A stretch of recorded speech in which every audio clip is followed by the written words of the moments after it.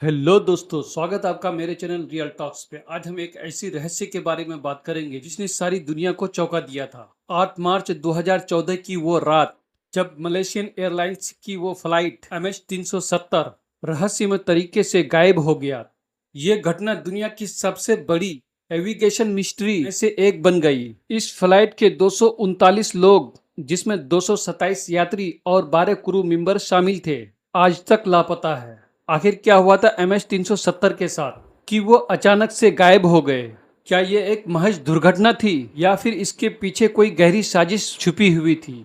इस वीडियो में हम विस्तार से MH370 के बारे में हम जानेंगे और उसके रहस्यमय गायब होने के पीछे की संभावित थ्योरीज पर चर्चा करेंगे। दरअसल 8 मार्च 2014 को कुआलालंपुर इंटरनेशनल एयरपोर्ट पर मलेशियन एयरलाइन का फ्लाइट MH370 अपने निर्धारित समय पर बीजिंग के लिए उड़ान भरने की तैयारी कर रहा था। फ्लाइट में कुल 239 लोग सवार थे, जिनमें ज्यादातर चीनी नागरिक थे और फ्लाइट का उड़ान 6 घंटे का था। अगले दिन उसे सुबह 6:30 बजे बीजिंग पर लैंड करना था। फ्लाइट ने रात में 12:41 पर कुआलालंपुर इंटरनेशनल एयरपोर्ट से टेक ऑफ किया। 1:19 को pilot Fariq Abdul Hamid Malaysian air traffic control से आखिरी बार संपर्क किया था, जिसमें उन्होंने कहा था, गुड नाइट मलेशियन MH370। ये वो आखिरी शब्द थे जो फ्लाइट MH370 से सुना गया था। उसके कुछ ही मिनट बाद फ्लाइट अचानक रेडार से गायब हो गया। वियतनाम के हवाई क्षेत्र में प्रवेश करते समय फ्लाइट का संपर्क एयर ट्रैफिक कंट्रोल से टूट गया। फ्लाइट ने ना तो कोई डिस्ट्रेस कॉल किया और ना ही किसी तरह का संकेत दिया। एक विशाल विमान का इस तरह अचानक गायब हो जाना पूरी एविगेशन इतिहास में पहली बार हुआ था। फ्लाइट के अचानक गायब होने से सभी हैरान रह गए थे।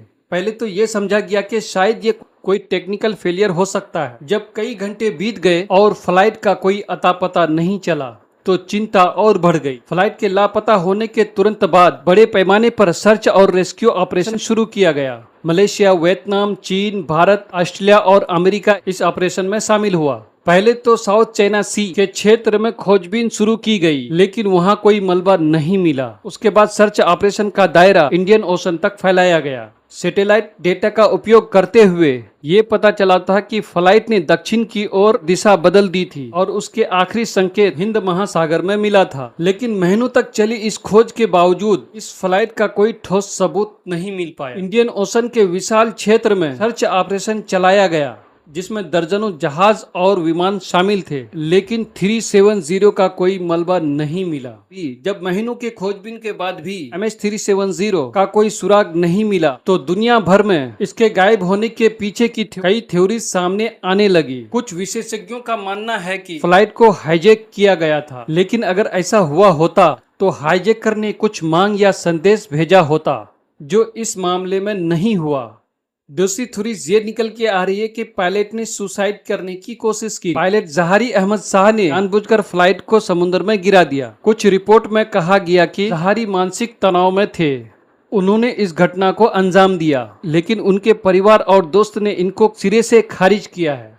Mechanical failure. कुछ लोग मानते हैं कि फ्लाइट में अचानक कोई तकनीकी खराबी आ गई होगी, जिससे प्लेन का संपर्क टूट गया और वे हादसे का शिकार बन गया।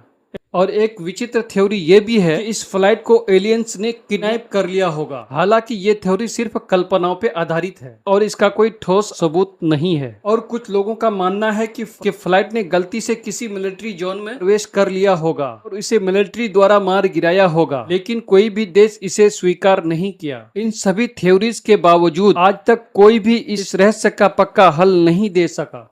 हालांकि 2015 में MH370 का मलबा इंडियन ओशन के एक आइलैंड पे मिला था। यहाँ एक विंग का फ्लिप मिला था, जिसे फ्लाइट का हिस्सा माना गया।